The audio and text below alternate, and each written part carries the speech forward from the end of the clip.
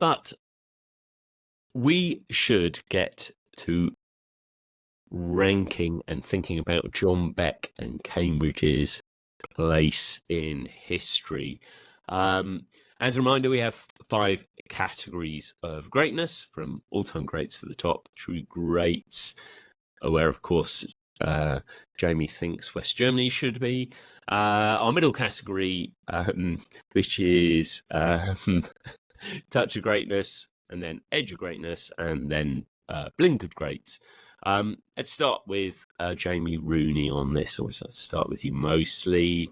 How great is this Cambridge side? There's lots of great things about this Cambridge United team, and they are without doubt Cambridge United's all-time greatest team. There's a touch of greatness in terms of the back-to-back promotions, the FA Cup quarterfinals, the genius, I think, that is Beck ahead of his time, as South Coast Jamie has mentioned. I think he's absolutely ahead of his time in terms of some of his methods. I think the moral argument about whether he's playing the football in the right way is a load of old rubbish. Personally, I think there is no right or wrong ways. There are just ways to play football. And you're absolutely right, Graham. When the chips are down and it gets a bit tricky, it's always going to be the first thing thrown at him. And they get to the edge of greatness because they could have been founding members of the Premier League. So they do cross a lot of our categories.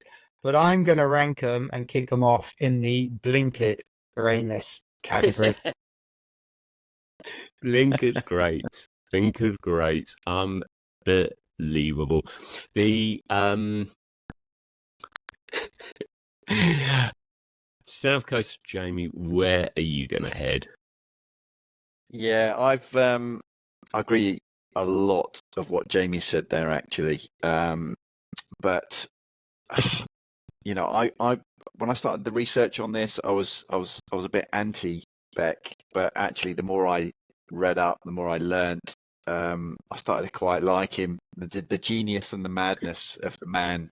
I think he did have a number of forward-thinking ideas, actually, that are still resonating now, currently.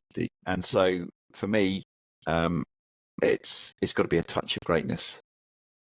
Touch of greatness, I like it. You see, I'm really torn. I am torn because I think that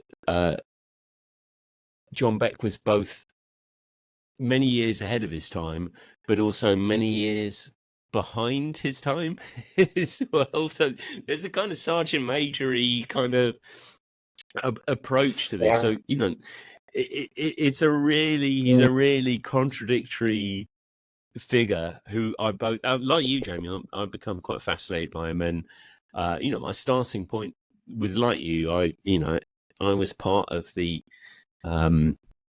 wokerati, the mob, the whatever it called, the establishment who didn't want him to succeed, based on sort of general snobbery. And actually, it is an unbelievable achievement what he does to take that side from where he does in the way. And, you know, if he had got them promoted, even though every inch of me would at the time would have been willing them not to do it, if they got to the Premier League, that would just be one of the most incredible stories. Now I see that from a bit of time. And part of me also really admires the way that, you know, it's, you know, I'm just going to double down on this, whatever. Even, you know, even though the players are rebelling against it, the fans seem to be rebelling against it. I think I'm right. He's got quite good reason to think he was right. And he so nearly did it. But blink of greats, I can see certainly how Cambridge might. You could see that given Cambridge's success in the pantheon of the game. Touch greatness feels maybe a bit. Well, I think edge of greatness really hits it for their. They were on the edge of achieving the incredible dream. So I think I will sit in between you two, and I suggest that John Beck's Cambridge United, edge of greatness.